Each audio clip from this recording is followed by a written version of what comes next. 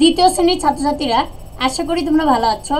আমি আজ তোমাদের বার্ষিক পরীক্ষা 2025 এর সিলেবাস অনুযায়ী তোমাদের প্রাথমিক গণিত রয়েছে 77 পৃষ্ঠা থেকে 127 পৃষ্ঠা এবং জ্যামিতি 103 থেকে 104 পৃষ্ঠা।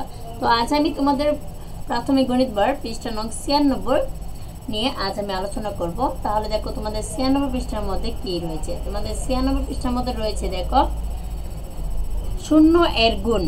প্রথমে একটি প্রশ্ন আছে, তো চলো এই প্রশ্নটি আমরা পড়ে নিই। প্রশ্নটিতে আছে আমাদের দুইটি ট্রে আছে, যদি আমরা প্রতিটি ট্রেতে 0টি বল রাখি তবে সেখানে কতগুলো বল হবে।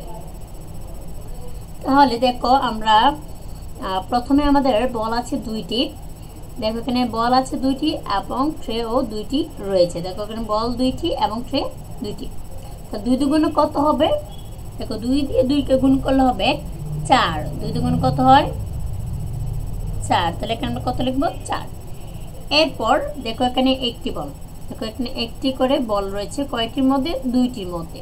2টি ট্রের মধ্যে 2টি ট্রে আছে এবং প্রতিটি ট্রেতে একটি করে বল রয়েছে। তাহলে এখানে বল আছে দেখো 1, বলের সংখ্যা 1 আর ট্রের সংখ্যা হচ্ছে 2। তাহলে এখানে গুণ করলে হবে 2 1 2।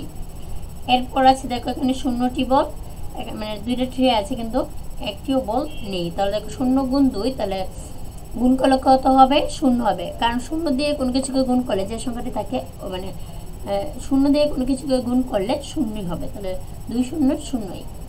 এরপর আরেকটি প্রশ্ন আছে দেখো, দ্বিতীয় প্রশ্নটি দেখো কি আছে, একটি ট্রেতে 3টি বল রাখা যায়, যদি কোনো ট্রে না থাকে তবে কতগুলো বল রাখা যাবে।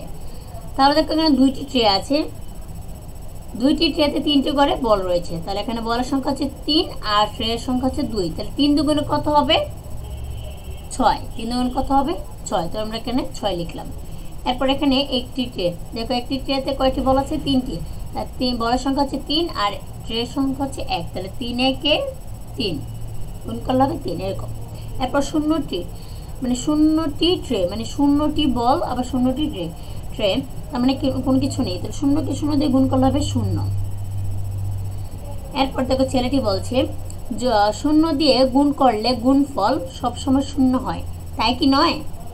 মানে সে প্রশ্ন করছে, মানে তাই কি 0ই হয় কি এটা বলছে। তারপর মেয়েটা বলছে দেখো তাহলে 0 গুণ 0 এর গুণফল কত।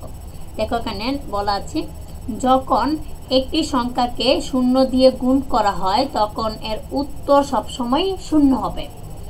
0 দিয়ে কোনো কিছু মানে একটি সংখ্যা গুণ করলে কি হবে? 0 হবে। আবার যখন 0কে কোনো সংখ্যা দিয়ে গুণ করা হয় তখন উত্তর সবসময় 0ই হয়। তাহলে 0 দিয়ে আমরা কোনো কিছুকে গুণ করলে 0ই হবে। কি হবে? 0 হবে, এটা সবসময় 0ই হবে। তো দ্বিতীয় শ্রেণীর ছাত্রছাত্রীরা, এই ছিল তোমাদের 96 পৃষ্ঠার আলোচনা। আশা করি তোমরা 96 পৃষ্ঠার যে আলোচনাটা আছে সেটা বুঝতে পেরেছো। তো আজ এখানে বিদায় নিচ্ছি, দেখা হবে পরবর্তী ক্লাসে।